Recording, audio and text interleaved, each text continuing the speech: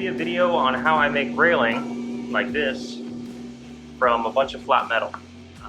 I'll walk you through the process from start to finish, and hopefully by the end of it you'll get some video of the install of putting up the cable railing at the house.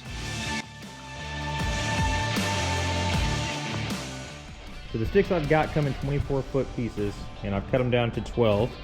And then from there I'm going to cut them back down into usable spots. Depending on where in the rail it is, it'll get a different length. These ones are 35s. And the way I do that is this bandsaw right here.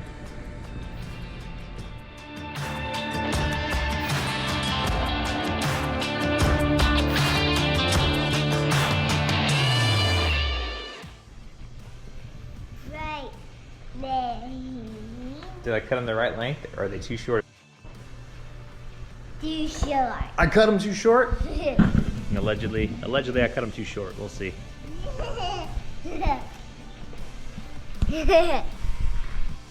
With the post cut, I can now cut these top adapter plates. So how this is going to work, I'll have a base plate that'll get cut from the 4-inch, and that's 1/4 inch thick. Then I'll have my upright post, and then to attach it to the top rail, I'll have these little pieces here, which I'm cutting now.